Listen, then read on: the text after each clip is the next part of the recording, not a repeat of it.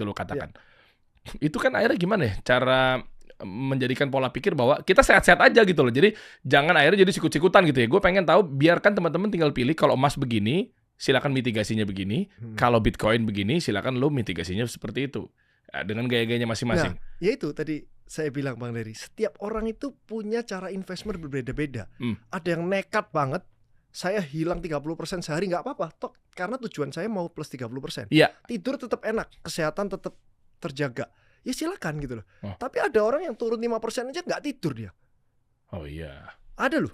Turunnya nggak tidur, waduh gila aku kayak gini nggak gini, terus kerja jadi waduh nggak karu-karuan, hancur kehidupan kesehatan. Ya jangan beli itu gitu loh. Jadi setiap orang beda-beda. Kalau kita di banking itu pasti dicek tuh gaya investment kamu itu gimana. Oh ini aman, oke deposito aja kamu. Udah gitu. Nggak ada yang salah juga, nggak apa-apa. Yang salah adalah memaksakan diri ngikut temen, terus kita nggak bisa tidur, dia bisa tidur, konyol. Itulah ada sebuah kisah di Indonesia, kisah nyata. Seorang suami istri. Suaminya pilih Bitcoin, istrinya pilih emas. Begitu Bitcoin fluktuatif atau naik turun drastis, suaminya diledek-ledekin. Kan aku udah bilang. Jadi nggak bisa tidur tuh, stres. Begitu emasnya stabil, tuh kan lihat. Begitu emasnya turun, kata suaminya. Itu percekcokan itu sering terjadi. Jadi mindsetnya, silakan pilih teman-teman. Perdebatan itu bisa diminimalisir apa enggak gitu. Oh itu ada solusinya Bang. Solusi gimana? Soalnya cerita keluarga saya. Gimana? Solusinya gini Bang Dery. Istri itu ada yang mau Bitcoin, ada yang mau emas kan Bang Dery ya kan. Kita sebagai suami pokoknya ikut istri aja udah. Jadi nggak, kesehatan kita aman, nggak dikatain. Oh iya benar. Tapi kalau istrinya salah, kita jangan ngatain dia. Oh iya. Udah gitu solusinya udah. Tuh. Pokoknya cek deh tensi lu deh, coba lu cek darah deh abis itu ya. Cek. Pasti naik. Iya. Tapi memang kalau emas, jujur memang kami udah main dari lama gitu. Ya kan banyak instrumennya ya.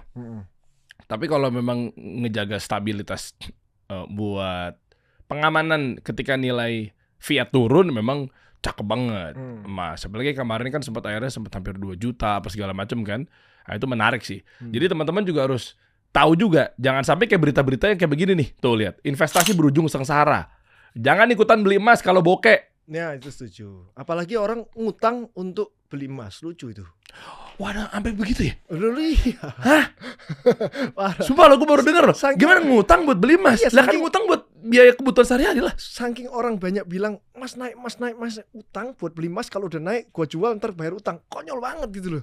Lah emang lo tiap hari kagak makan, lo nungguin emasnya naik gimana sih? Ya, itu yang terjadi. Ada begitu ya? Ada yang gitu. Oke. Jadi menurut lu cerminannya seperti apa? Nah ini nyampe di obrolan mengenai ekonomi ya. Dikit aja, nggak usah berat-berat gitu. Saat ini sebenarnya instrumennya, tapi gue mau lu jangan subjektif ya. Karena Anda punya pusat emas nih. Saya tahu mungkin banyak favorit ke tempat Anda, tapi tolong jangan subjektif ya. Jadi sebenarnya bukan satu-satunya, salah satu lah boleh. Untuk ngejaga dompet keluarga tetap sakinah mawaddah warahmah gitu ya. Itu pilihannya memang benar-benar emas. Nggak ada cara lain. Gini Bang Dery. Nomor 1, investasi itu hanya untuk orang yang kelebihan duit. Itu dulu deh. Wah cakep nih. Ini asik nih narasinya nih. Banyak orang yang belum lebih duitnya buat hidup pas-pasan, tapi memaksakan untuk investasi. Itu yang salah.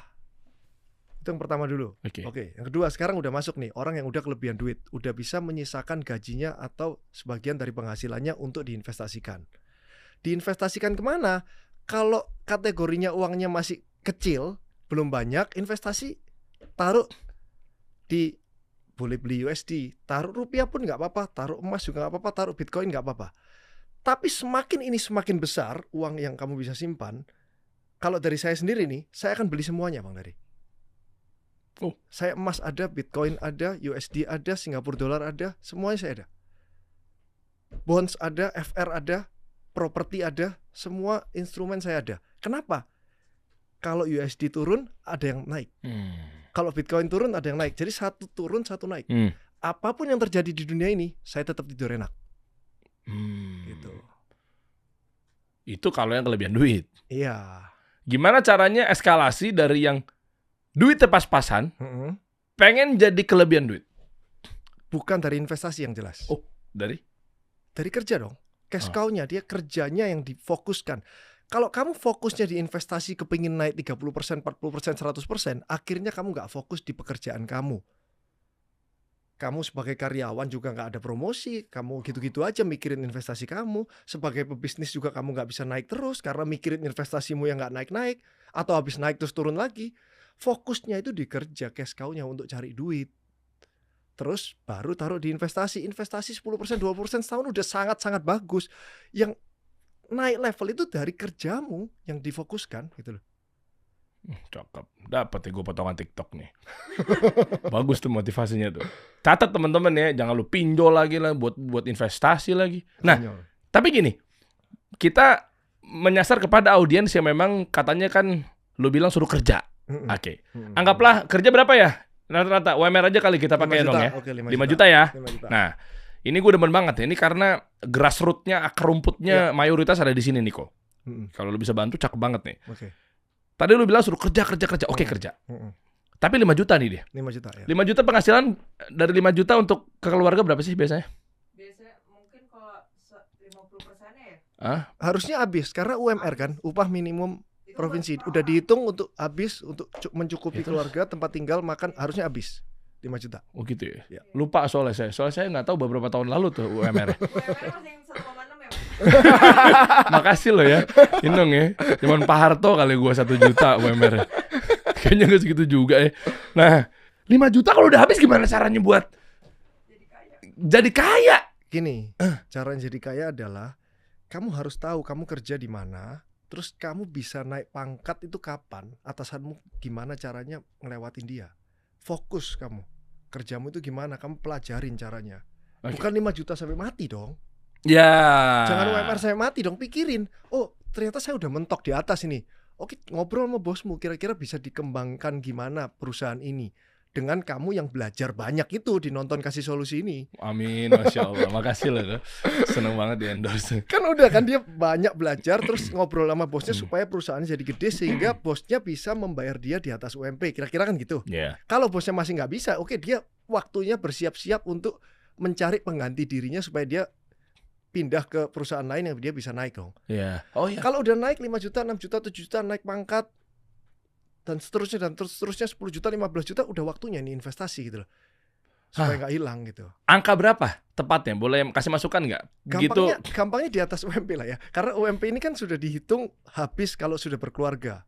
Iya. Habis untuk tempat tinggal, makan yang normal-normal aja itu habis. Jadi kalau di atas UMP sisanya sudah boleh untuk investasi gitu.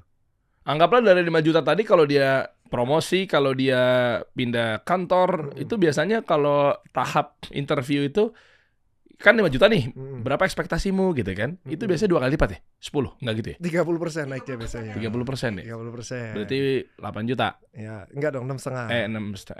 Iya, matematika gue gimana nih? 6,5. Berarti 1,5-nya buat invest? 1,5 boleh investasi. Investasi apaan kok? Itu beli emas. Enggak boleh. Balik lagi ya. Emang tujuannya pusat emas emang ujung-ujungnya. Tapi sebenarnya pusat emas ini nggak jualan emas loh Bang Dery. Tapi membeli emas saya itu. Iya dari mereka kan. Iya. Tapi kan tradingnya di situ. Nggak ada. Saya nggak jual. Saya beli tok. Beli tok. Tok. Terus habis itu? Udah saya simpan emasnya. Sekarang gitu. Sekarang gitu. Nah berarti kan kemarin nggak gitu. Nah boleh tahu nggak kenapa ada besok nggak gitu mungkin. Kalau kemarin gitu terus. Oh ini saya paham. Saya boleh tebak nggak? Boleh. Ini apakah subsidi strategi marketing? Enggak dong. Harga emas 1.750.000. Iya. Anggap saya kepingin beli emas di 1.700.000 bisa nggak? Nggak bisa dong. Masa ditawar mas? Iya. Ya udah buka usaha ini aja.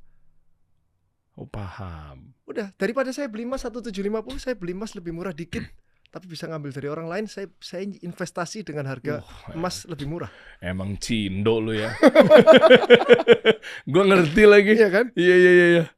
Tapi daripada orang itu jual ke toko emas yang nggak punya mesin, ditebak-tebak karatnya sama dia.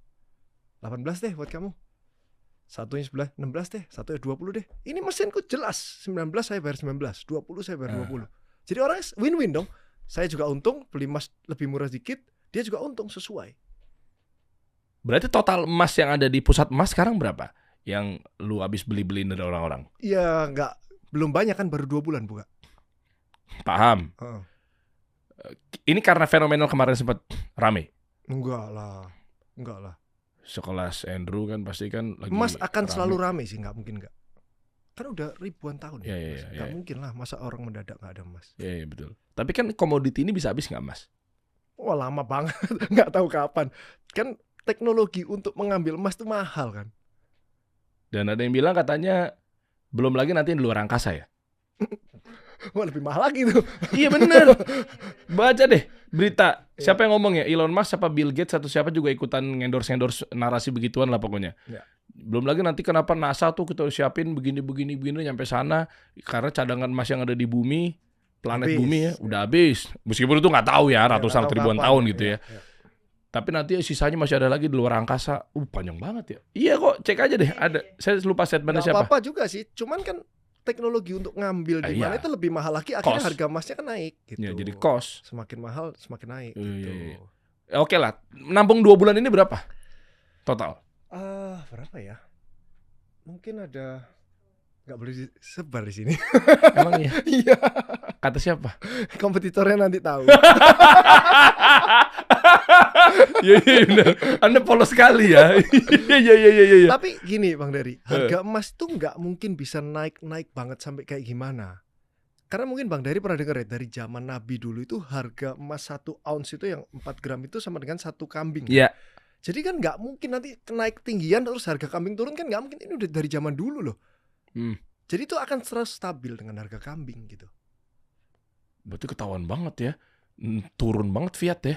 Iya. Dulu segitu aja bisa dapat kambing. Betul. Sekarang berarti kalau kambing anggaplah yang 5 juta aja. Ya, kita jangan yang ngomong yang etawa yang 8 juta ke atas ya. 5 juta berarti butuh berapa gram? 2,5. Iya. Ya kan itu juga kayaknya agak sulit tuh yang 5 juta yang mesti yang kondisi bagus ya buat kan Idul Adha. 4 gram lah hitungan 17, 34, 6,5 juta berarti. Ya iya segitu memang. Ya itu dari dulu tuh 1 ounce itu dari dulu harga kambing segitu katanya. Iya betul. Jadi kalau emas nanti kenaikan sampai harganya sekarang 1,750 sampai naik 2,5 juta, itu melebihi harga kambing. Ya stop dulu, jangan beli sampai tunggu harga kambing naik. Kita udah ada ukurannya, jadi nggak sembarangan gitu. Ini udah terbukti historikal. Cek deh. Ada yang bilang katanya emas potensi ke 4 juta. Gua nggak tahu ya. Lu sempat denger nggak? Iya, orang kan gini, semakin dia ngeramal seperti dukun semakin keren, semakin dia viral. Tujuannya kan dia mau cari viral. Iya sih. Iya, cuma kalau aku bilang nanti emas kayaknya bakal turun ke 1 juta, viral juga. Viral juga ya. Iya, pokoknya jadi dukun viral. Enak bener hidup lu ya. Suka oknum-oknum ini suka bohongin orang iya, gitu. Nah, ini nih, emas semakin langka, harga melambung, perak pun ikut naik. Dan oh iya bener, perak juga lagi rame nih. Iya, karena orang mungkin mikirnya emas kenaik terlalu tinggi, orang nggak mau beli perak gitu. Tapi nggak naik-naik juga sampai sekarang. Iya bener, gorengan-gorengan juga ya. Tapi sebenarnya kalau hitungan matematika lu aja nih kok, bisa nggak ke 4 juta? Kita nggak ngomong viral-viral, pom-pom, gorengan, kita nggak lagi bahas itunya. Bisa nggak? Bisa, tapi waktu dong, pasti dong. Sekarang kambing 6,5 juta, bisa nggak jadi 13 juta? Oh iya bisa. Dia tunggu waktu kan. Berarti musuhnya inflasi. Iya pasti udah. Oke. Satu-satunya cara kalau emas turun itu, bukan turun ya, ya udah kalah lah. Itu adalah belum pernah terjadi ya secara jangka panjang ya. Misal dolar turun, rupiah membaik, bisa nggak? Bisa. Jadi 500.000 lagi. Zaman emak kita dulu berapa sih? Nggak mungkin sejauh itu. Hah? Nggak mungkin sejauh itu. Emas tuh nggak mungkin sejauh itu. Mau dibandingin, mau dolar hancur apa, nggak mungkin sejauh itu lah. Emas tuh relatif aman gitu loh. Kalau turunnya dikit, kalau naiknya juga dikit. Udah nggak bisa. Udah nggak bisa balik lagi. Udah. Apapun caranya, mau dolar jadi kayak zaman Pak Harto dulu 2.000, 3.000, 4.000 rupiah. Secara historikal nggak bisa gitu loh. Jadi selama emas ada sampai sekarang tuh tidak pernah terjadi. Kalau ke depan terjadi, ya berarti memecahkan rekor ribuan tahun ini gitu loh. Kita kan kalau mau investasi sesuatu akan lihat ini sudah berapa tahun gitu. Semakin lama semakin kita berasa aman gitu. Oh.